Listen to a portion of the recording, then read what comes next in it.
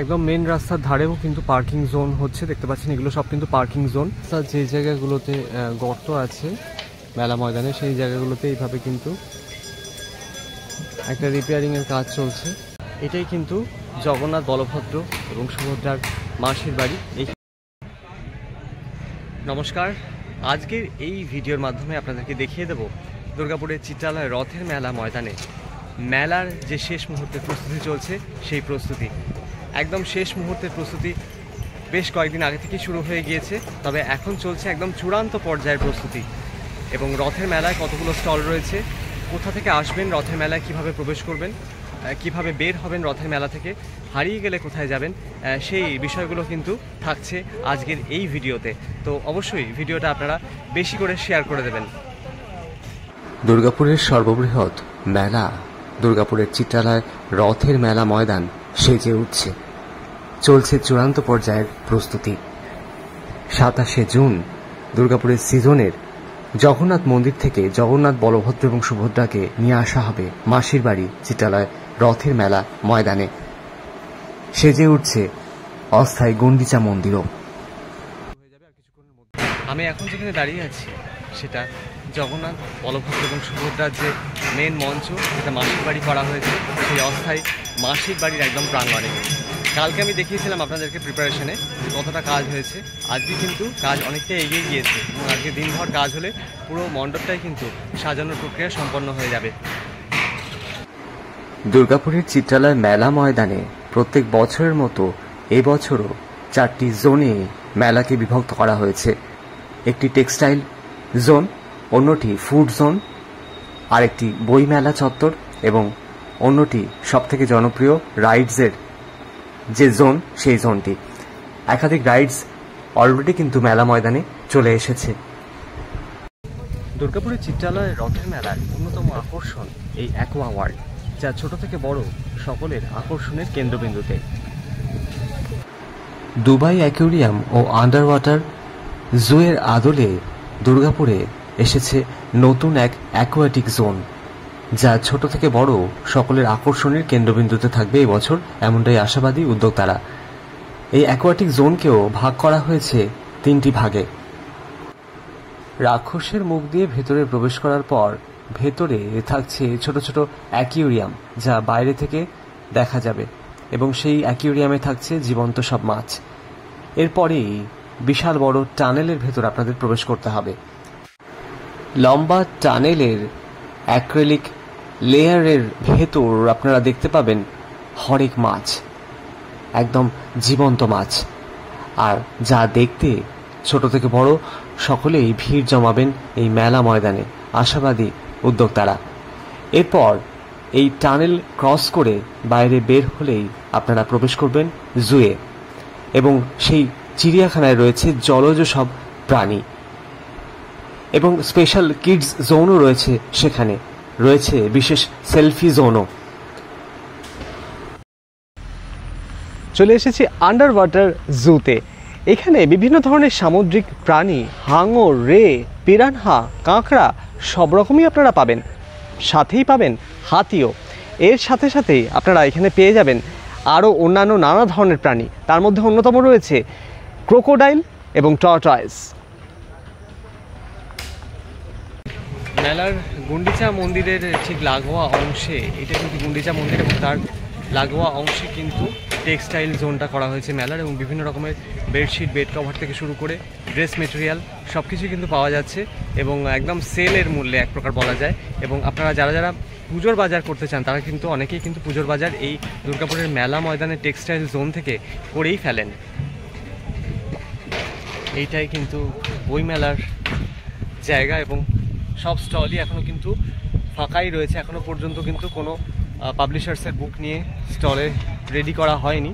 কালকের মধ্যে সবই কমপ্লিট হয়ে যাওয়ার কথা, এবং কিছু কিছু কিন্তু প্যাকেট করে রাখা আছে, মানে বইগুলোকে জাস্ট যাতে ভিজে না যায় সেগুলো কিন্তু পলিথিন প্যাক করে এই জায়গাতে দেখতে পাচ্ছেন রাখা রয়েছে।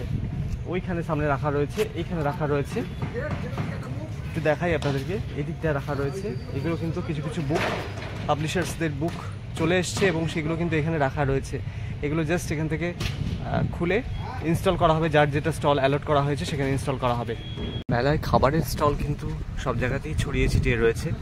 সেপারেট ফুড জোন সেইভাবে নজরে এলো না যদিও, কিন্তু মেলা কর্তৃপক্ষের তরফে জানানো হয়েছিল সেপারেট ফুড জোন থাকবে, তবে আলাদা করে কোনো ফুড জোন সেইভাবে নেই, কারণ বইমেলা লাগোয়া অংশেও কিন্তু এরকম ধরনের খাবারের স্টল আমি দেখতে পাচ্ছি এবং সেগুলো এখনও জাস্ট তৈরি হচ্ছে।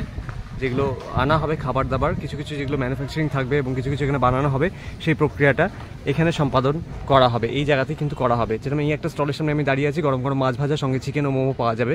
তো এই স্টলের সামনেই কিন্তু এই জিনিসগুলো এখনও জাস্ট সব ছড়িয়ে ছিটিয়ে রয়েছে, এখনও পর্যন্ত রেডি হয়নি। তো আজকের দিনটা সময় আছে হাতে, এবং কালকে সারাদিন সকালটাও আছে, বিকেলবেলা রথযাত্রা উৎসব, রথের মেলা স্টার্ট হয়ে যাবে, তার আগে সবই কমপ্লিট হয়ে যাওয়ার কথা। দুর্গাপুরের চিত্রালয় রথের মেলায় প্রবেশের কিন্তু অনেকগুলো পথ রয়েছে, বিভিন্ন জায়গা থেকে রথের মেলায় কিন্তু ঢোকা যায়। তার মধ্যে একটি অন্যতম হলো দুর্গাপুরের বিধাননগরের যে রুটটা রয়েছে সেটা, বিধাননগরের 8B রুটের যে বাস, সেই বাসে চেপে আপনারা কিন্তু প্রান্তিকা থেকে, দুর্গাপুরের প্রান্তিকা বাস স্টপেজ থেকে অনায়াসেই চিত্রালয় মেলা ময়দানে চলে আসতে পারেন। এবং এছাড়া রয়েছে দুর্গাপুর স্টেশন থেকে আসতে গেলে আপনাদেরকে বিজনের বাসে চাপতে হবে এবং সেটাতে চেপে দুর্গাপুরের চিত্রালয় মেলা ময়দানে নামতে হবে।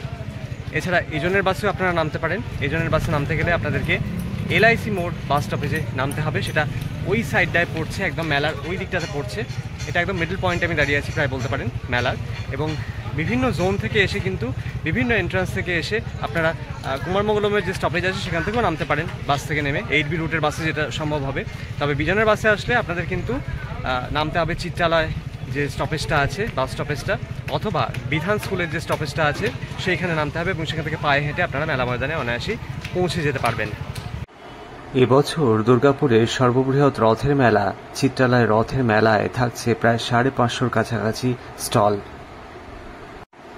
বৃহৎ পরিমাপের এই মেলা দেখতে শুধুমাত্র দুর্গাপুরের বাসিন্দারা নন, মুখিয়ে থাকেন পশ্চিম বর্ধমান জেলার বিভিন্ন প্রান্তে বসবাসকারী বাসিন্দাদের সাথেই ভিন জেলার বাসিন্দারাও। দুর্গাপুরের রথের মেলা কার্যত জমজমাট হয়ে ওঠে মেলার কদিন। রাস্তার যে জায়গাগুলোতে গর্ত আছে মেলা ময়দানে, সেই জায়গাগুলোতে এইভাবে কিন্তু একটা রিপেয়ারিংয়ের কাজ চলছে দেখতে পাচ্ছেন। সেগুলো কিন্তু এইভাবে বুঝিয়ে দেওয়া হচ্ছে যাতে এখানে যাতে জল না জমে আর কি, যেহেতু মেলাটা তো বর্ষার সময় হয় মূলত, তো সেই কারণে সেটাকে প্রতিরোধ করার জন্য এই ব্যবস্থাটা করা হয়েছে।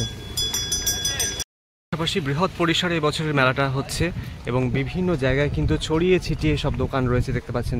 বিভিন্ন জায়গায় কিন্তু হরেক মালের দোকান রয়েছে সামনে একটা, এছাড়া আরও বিভিন্ন রকমের দোকান, টেক্সটাইল জোনের ফাঁকে ফাঁকে কিন্তু অনেক রকমের দোকানও আমরা দেখতে পাচ্ছি এবং সেই দিকটা আমি আপনাদেরকে নিয়ে যাচ্ছি। তন্দুরি চায়ের দোকান রয়েছে এই সাইডে, এখনও কিছু কিছু স্টলের ঝাঁপ কিন্তু বন্ধই রয়েছে এবং সেগুলোর কাজ চলছে ভেতরে। সামনে ঝাঁপটাকে বন্ধ রাখা হয়েছে এবং তারপরে কিন্তু ফাইনাল কাজটা হলে তারপরে খুলে দেওয়া হবে। মেলায় যারা দোকান দিয়েছেন, যারা দোকানদাররা আছেন, বিক্রেতাদের জন্য এই জায়গাতে কিন্তু শৌচালয়ের ব্যবস্থা করা হয়েছে। মেলায় বিভিন্ন যানবাহন নিয়ে আগতদের জন্য থাকছে পার্কিংয়ের বিশেষ ব্যবস্থাও। এই দিকে একটা যেরকম দেখতে পাচ্ছেন, যেটা ঠিক দুর্গাপুরের বিধান স্কুল যেটা আছে ঠিক তার লাগোয়া অংশে, এটা LIC মোড় বাস স্টপেজ, তার লাগোয়া অংশে এখানে একটা করা হয়েছে এই যানবাহন রাখার পার্কিং জোন। এবং তাছাড়াও ছড়িয়ে ছিটিয়ে বিভিন্ন জায়গায় কিন্তু পার্কিং জোন রয়েছে মেলা ময়দান জুড়ে এবং মেলা ময়দানের লাগোয়া অংশগুলোতে।